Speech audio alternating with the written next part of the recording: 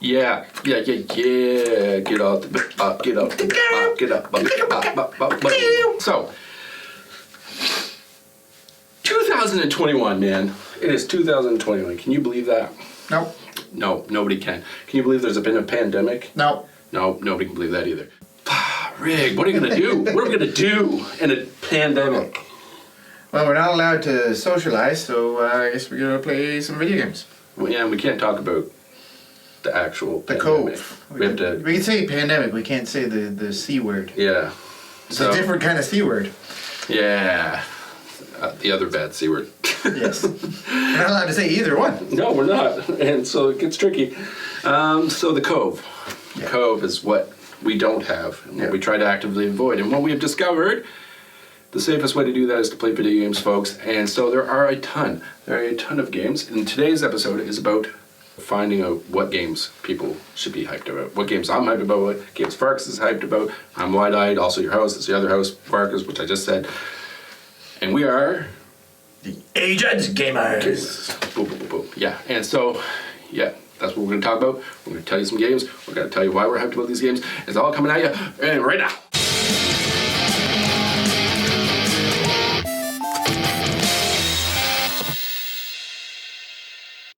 Boom! So, bam, the first game on the list, the game that has us both probably the most hyped of any game that has ever came out. Probably not true, but definitely in this episode it is true.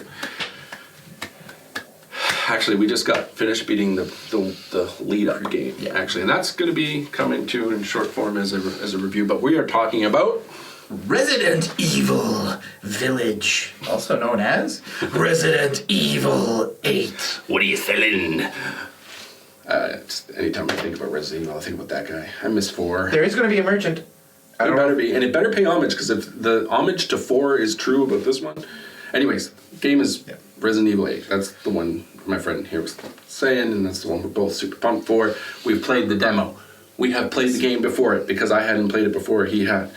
And so I was catching up. But I had a lot of fun. I think everybody did. Even my wife's like, we gotta play the next one. Even the puppers did. And the pupper did. He was like, what's going on, man? Are you sad? Are you sad? I had a lot more fun, and the freaking demo blew me away. Like, that demo was gorgeous. Like, the atmosphere and the environment was fan-damn-tastic.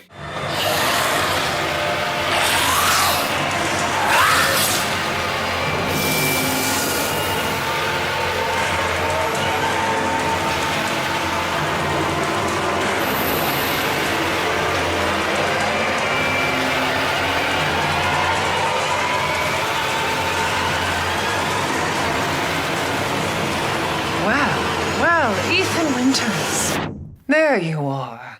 So, number two. It was a bit of a surprise. I don't think anybody knew this was coming, and it just kind of just like, here, surprise! This was a mother-umping Christmas present to me. Oh yeah, an early Christmas present. As people know, Pfarcus definitely knows, like, Aliens is like one of my favorite franchises of all things ever.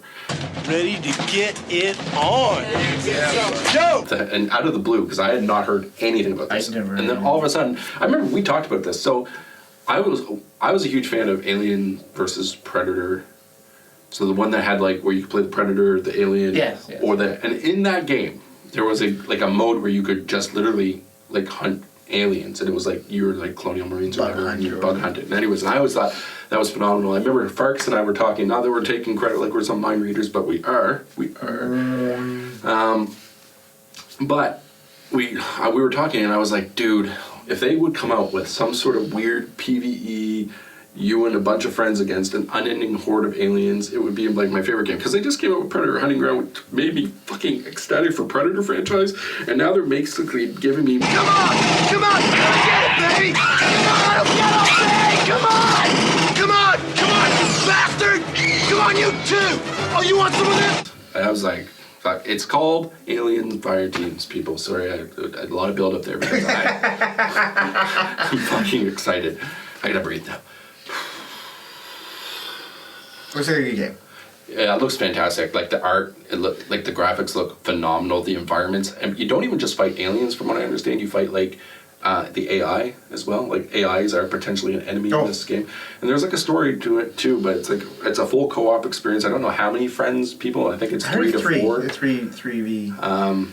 3VE. And I heard there's like various forms of aliens too, which makes it kind of quasi exciting. Because I seen one that explodes. Yeah, because I wonder if it's going to be like Left 4 Dead, where like some people play them, maybe some people opt in as the alien to kind of fuck with you. I don't know if anybody can play the alien. I know they have classes, like there's an engineering class and like. It might just be that there's like boss aliens in the game type of thing. But I know that kind of made like Left 4 Dead kind of exciting sometimes. It's when like, oh god, there's a hopper and he's controlled by a dude, and so like there's slightly more intelligence to these characters. Yeah. Certain ones.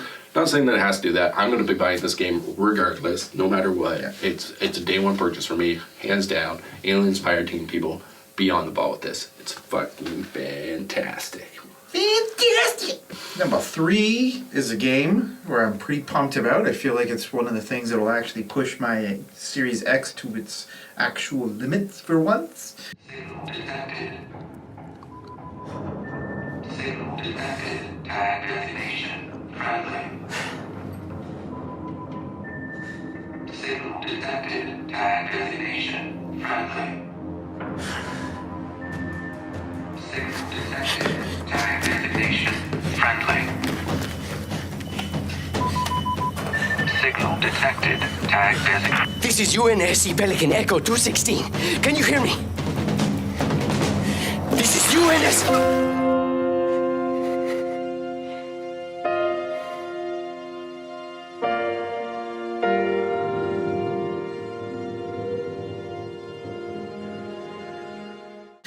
It's a little game called Halo Infinite. It's just a tiny little game. Xbox boy, gonna call out the Halo game. I've been very anxious. It was supposed to be a launch title for the Series X, and I'm guessing the Cove kind of hurt that, and all kinds of different things kind of slowed the development down. I'm okay with them slowing it down as long as they get it right. But I'm hoping for a 2021 release. I'm imagining it's coming out in 2020. Supposedly, that's the rumor. It would be bad for them not to at this point. I think so too. Hopefully it does. That might actually be what gets me in to get an Xbox Series S or X. I've been toying around with getting the S, but then I have a lot of friends who are like, oh, you should just get an X. Don't take a chance on just getting an S. See, that's going to be outdated hardware before you know it. You know what I mean? Because I guess we'll research it a little bit more. I'm not really that picky when it comes to my Xbox. There are games that I want to play on Xbox, which is why I'm talking about this right now. I'm not crappy on Xbox. I was an Xbox dude before I was a PlayStation dude. But I think Halo's what's going to pull me over to the dark side. Either way, whatever way I go, it's going to be because Halo. Dark side. Definitely a Halo fan, for sure. Actually, the next game on the list is a little bit of the reverse for me. So the next game on the list is going to be a PS5 exclusive. Is it going to be a PS4? Probably not, I imagine. Well, you never know these days. They tend to combo everything up for like the first year, so it's possible. So at least a PS5 game, and then at the very least a Sony exclusive, and that is a little tiny little game called God of War Ragnarok. I'm so pumped for that. Yeah, we finally got a few more details on that. My God, the ending of 1.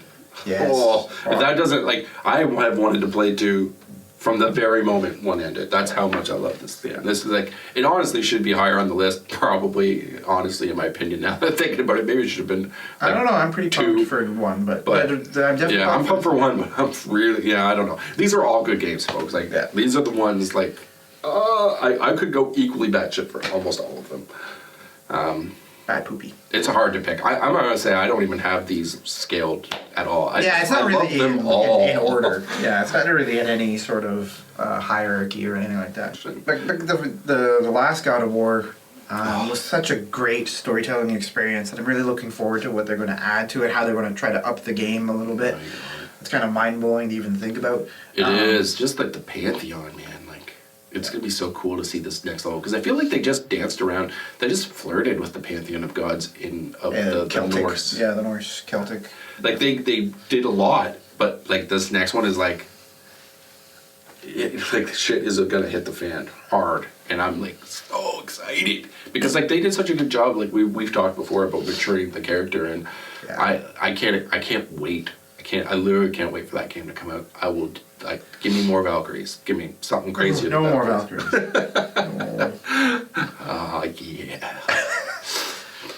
So the last one, the last of the 5. So the way we break this down, people, we're going to give 5 of our most hyped games, and then like a bunch of filler things that we're pretty excited about, but maybe not as excited as these 5. Kind of honorable mentions. Yeah, honorable mentions. We're definitely probably check these games out at the bottom part of the list, but like this one here is also fucking mega huge. If it's true, and all the rumors point to say it is going to be a Christmas release, Breath of the Wild 2 is supposed to be coming this year, folks, and yeah, honestly, I couldn't, if all these games come out, talk about nerdgasm and like video game heaven, like all of these games were the best games of the year when they came out, pretty much, right? Like, and except for Alien Fireteam, which is obviously a new IP, but all the other ones, I couldn't imagine a year this stacked. And it feels a little hard to believe, to be honest. This is like an almost quasi wish list. I know that they're all purported to come out this year, and I really hope they do, because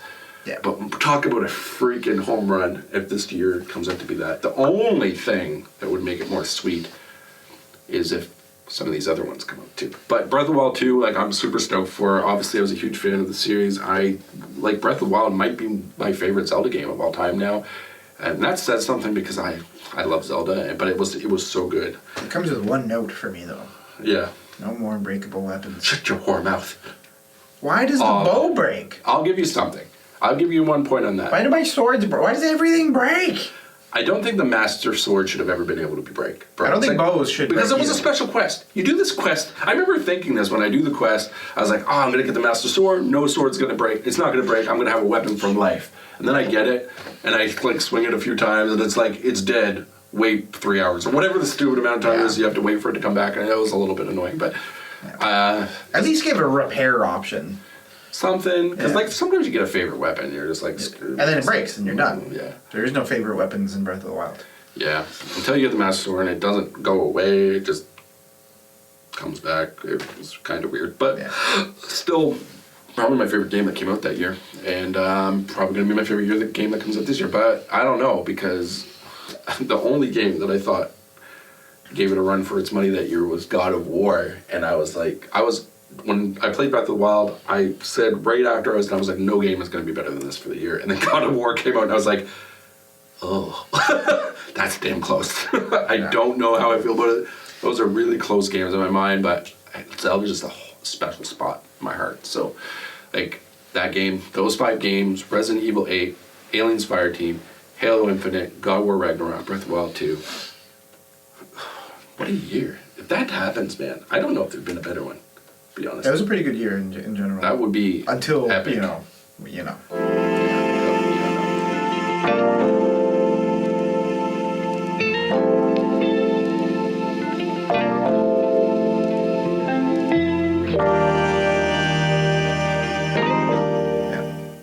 But yeah, so that's our list, people. That's our list, people. This is the reason why 2021 is not going to be as bad as 2020. Hopefully. Better not be. There were some good games in 2020 still. There was, yeah.